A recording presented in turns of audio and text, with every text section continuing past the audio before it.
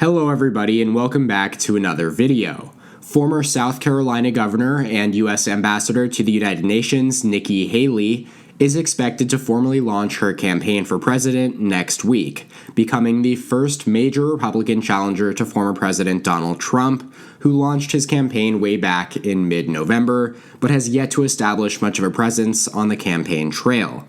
While Trump and Florida Governor Ron DeSantis are the clear co-favorites to win the Republican nomination in 2024, Haley is considered by many as the third most likely Republican to take on Joe Biden, or whoever the Democratic nominee ends up being. According to Predictit's betting markets, she is clearly in third place at 9 cents, behind Trump and DeSantis at 37 cents each, and ahead of former Secretary of State Mike Pompeo, South Carolina Senator Tim Scott, and Virginia Governor Glenn Youngkin, who are all currently at 4 cents. Former Vice President Mike Pence and Mitt Romney, as well as Larry Hogan, are the only other candidates above 1 cent. As for polling, Morning Consult has this pretty neat tracker of Republican primary polls, and it shows Haley in fourth position behind Trump, DeSantis, and Pence with 3% of support. Now, here I feel it's both important to note and interesting to point out that back in early February of 2019, so at this point of the 2024 cycle, in the 2020 Democratic primary, Morning Consult's poll had Joe Biden and Bernie Sanders as the frontrunners and only candidates above 20%. Followed by Kamala Harris, Elizabeth Warren, Beto O'Rourke, and Cory Booker, who were above 5% each. Biden and Sanders did end up being the leading vote and delegate getters when all was said and done, followed by Elizabeth Warren in third.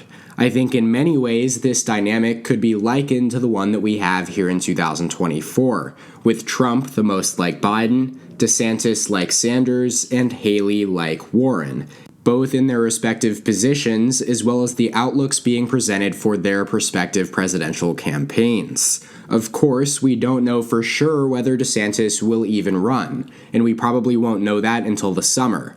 But if he does get in the ring, I would not at all be surprised if it does indeed play out similarly to 2020 with those likened characters. Now, that being said, the Democratic primary in 2020 was significantly more split, and much less clear at the time as the Republican primary is today. So we shouldn't necessarily put too much weight into these points, but I still think they stand to somewhat of an intriguing extent. Let's move on now, though, to the beef of this video, which is what a 2024 Electoral College map would look like between Nikki Haley and President Joe Biden. Biden is expected to formally announce he is running for re-election any day now, following his fiery State of the Union speech, and if he does indeed run, he is virtually guaranteed to win the Democratic nomination. On screen now is a map showing which states each candidate has a better than 95% chance of winning, with some being closer to 99%. Each of these states voted for Trump or Biden by a margin of at least 15 percentage points in 2020, and there is zero reason to believe that any of them will swing by more than that in 2024, especially towards the opposing party. No state swung by more than 9% in any direction between 2016 and 2020, and those that did swing by more than 5 points were almost exclusively deep blue states. That does give Joe Biden and the Democrats an advantage coming into the election at 181 electoral votes to Haley and the Republicans' 113. In fact, California, Illinois, New York, and New Jersey net Biden 115 electoral votes alone, more than any of these red states combined. So in total, that leaves 244 electoral votes in the toss-up category, but most of these states that remain uncolored are not true toss-ups, and at least have a degree of lean toward a respective party and candidate to some extent.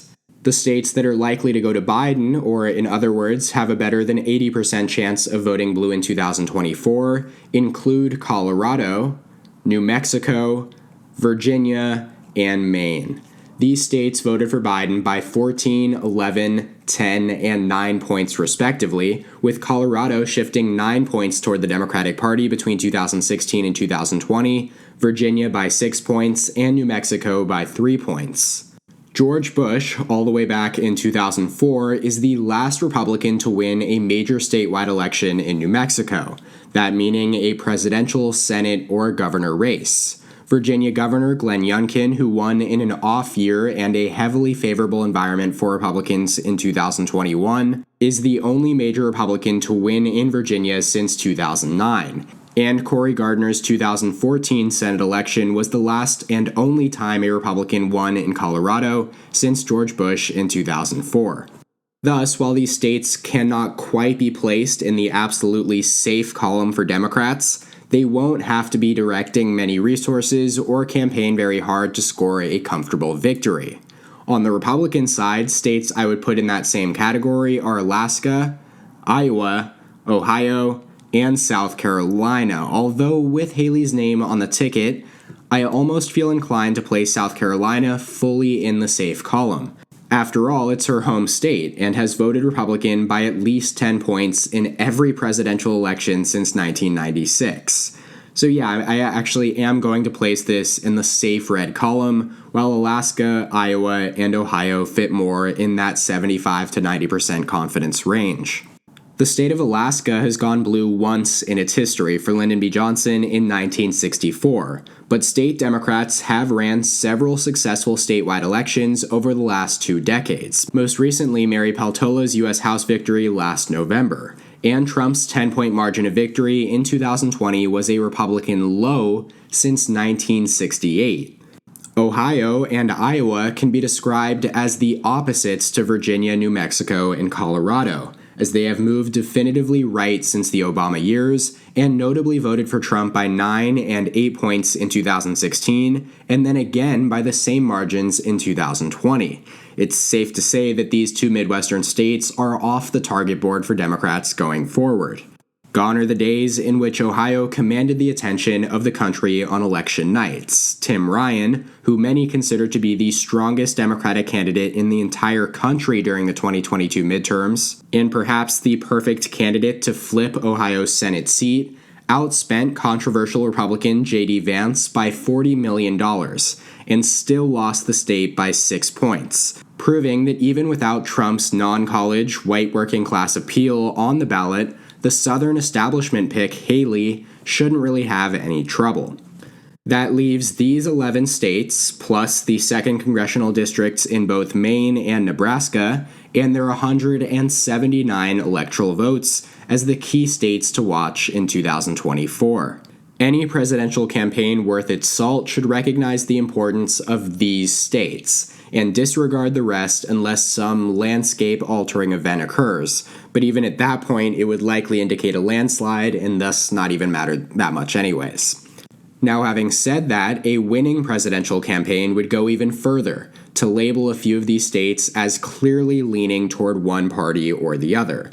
For Biden and the Democrats, those states include Nebraska's 2nd congressional district, Minnesota, and New Hampshire, which both swung by 6 points to the left from 2016 to 2020 and gave Biden decisive 7-point victories after Hillary Clinton came within 1.5 points of losing both. Minnesota was specifically targeted by the Trump campaign as a state that could expand their political map after coming so close in 2016. But following the Black Lives Matter protests in Minneapolis, Trump's attempts to court those white suburban Minnesotans by using images of rioting and looting in some of his campaign ads ultimately backfired, and Democrats won the state for the 12th consecutive presidential election, which, surprise, surprise, is the longest active streak in the U.S. today. Hillary Clinton famously carried the state of New Hampshire in 2016 by less than 3,000 votes, which put it firmly back in swing state territory. New Hampshire is by far the most fiscally conservative state in New England, and its population has a strong disdain for taxes, which has historically given Republicans an edge in state office elections. However, like the rest of the region, it is very liberal on social issues like abortion and the environment, giving the Democratic Party an edge on the presidential level. Biden's 7-point victory puts it firmly back in lean Democrat territory, but don't be surprised if Haley appeals specifically more to those large number of socially moderate, fiscally conservative Republicans in the state than Trump could, putting it back in play for the GOP, perhaps. And on that note, the states that lean Haley are Texas, Florida, North Carolina, and Maine's 2nd Congressional District. Although it was considered a vulnerable state for Trump by some pollsters and experts and a potential upset victory for Biden due to its recent demographic trends, Trump managed to hold Texas with 52.1% of the vote, roughly the same percentage he carried it with in 2016. Notably, Biden did improve on Clinton's 2016 vote share by 3%, giving him the largest percentage in the state by a Democratic presidential candidate since Jimmy Carter carried it in 1976. That said, Democratic dreams of a blue Texas in the not-so-distant future relied on the assumption that demographic trends and increased turnout would push them over the top, especially given Texas consistently ranked close to the bottom of the country in turnout, and in theory, an activated Democratic Latino base would propel them to victory there.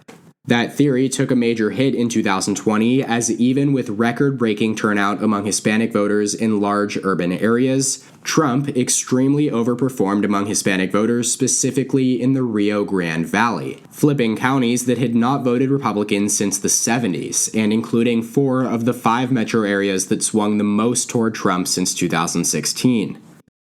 The only metro area outside of South Texas on that list is Miami-Fort Lauderdale in Florida, which was just one of 5 states in which Trump performed better than in 2016. His 3.4-point margin was the largest for a candidate in Florida since 2004, and the state voted 8 points to the right of the entire country. The primary reason behind this was increased support for Trump among Latino voters across the state, but more specifically, Cubans in Miami-Dade County, which Biden carried by just 7.4 points, significantly less than Clinton's 29.4-point margin in 2016 and Obama's 23.7-point margin in 2012. Both Texas and Florida could theoretically still be in play for Democrats in 2024. But these demographic trends are perhaps the most worrying of anywhere in the entire country, at least for their electoral prospects going forward. Finally, the state of North Carolina, which now has 16 electoral votes, was the only state that Trump won in 2020 while receiving less than 50% of the vote, and is too big and too competitive for Democrats to write off completely in a presidential race. Democrat Roy Cooper won the governorship in 2020, but it is now voted for Republicans in 3 consecutive presidential contests and in 2 open Senate races in the past 2 years, marking it as a conclusively lean Republican state. Now, that leaves these 6 battleground states as the most likely to play a decisive role in the outcome of the 2024 election. Haley and Republicans have a slight advantage in the Electoral College vote count at 235 to Biden and Democrats' 226. And this is the part of the video where the party's nominees really start to make a difference. I honestly believe that you could make a convincing argument that all of the states which have been designated toward Biden or Haley thus far would remain in that column regardless of the nominee. These 6 states, though, Nevada, Arizona, Georgia, Pennsylvania, Michigan, and Wisconsin, were the 6 closest states by margin of victory in 2020, besides North Carolina, and Joe Biden won all of them, and they were all flips from 2016 except for Nevada. Any combination of victories in 4 out of these 6 states would give either party's candidate at least 270 electoral votes. Now, one of the biggest questions about the 2024 presidential election has already been settled. Election deniers will not be in charge of counting and certifying votes in key swing states. Conspiracy theory candidates who ran for top offices in Nevada, Arizona, Michigan, and Pennsylvania failed in their bids during the 2022 midterms. Michigan and Pennsylvania specifically delivered huge victories for Democrats 2 years after they rejected Trump's bid for a second term. Suburbs outside of Detroit and Philadelphia once again produced big Democratic margins that buried Trump-endorsed election-denying Republican nominees for governor. Erosion in traditionally Republican Western Michigan was another point of concern for the GOP, and since the 2 big industrial states have moved in tandem in every presidential election since 1988, It is certainly an ominous sign for Republicans, and maybe more specifically a Haley bid for the White House, as her geographic and demographic strengths don't aid her much in the Rust Belt, or at least pale in comparison to Trump's appeals there. All of these factors lead me to label Pennsylvania and Michigan as tilting in Biden's direction. Although, keep in mind that in terms of confidence, I would say that these classifications fall somewhere between 50 and 60%, at least for me. Meanwhile, Nevada, Arizona, Georgia, and Wisconsin were home to bitterly contested statewide races and mixed results that suggest the states remain as competitive and evenly divided as ever. In the 2020 presidential election, the 4 states were decided by a total of just 77,000 votes between them. Even amid intense economic discontent, Democratic Governor Tony Evers won re-election by about 90,000 votes in Wisconsin, roughly triple his margin in 2018 when he unseated Republican incumbent Scott Walker in a much better year for Democrats. And while Republican Senator Ron Johnson did win re-election, he survived by just about 25,000 votes against a candidate who Republicans had considered much too liberal to viably contest the states. Still, demographically, Wisconsin is the whitest and most rural of the 3 Rust Belt swing states, and in my opinion, the most likely to break off and be the first to vote for a different presidential candidate than the other 3 since 1988. The state of Nevada showed signs of continued vulnerability for Democrats in 2022, and I consider it, along with Wisconsin, to be one of the few true 50-50 races come 2024. The remaining 2 Sun Belt states that flipped between 2016 and 2020 seemed to move in opposite directions. Arizona continued to drift toward the Democrats, at least when presented with Trump-endorsed GOP nominees. Democratic Senator Mark Kelly won re-election over Republican Blake Masters by a resounding 125,000 votes, roughly double the margin in Democratic Senator Kyrsten Sinema's breakthrough victory in 2018, and far more than Biden's 10,000 vote edge in the state. And while Democrat Katie Hobbs only won the governor's race by about 17,000 votes over Kari Lake, that represented a huge advance from the Democrats' nearly 340,000 vote loss in the 2018 gubernatorial contest. By contrast, in Georgia, most results suggested a shift back toward the GOP. Governor Brian Kemp's roughly 300,000 vote margin over Democrat Stacey Abrams was nearly 6 times bigger than his victory in 2018 over her.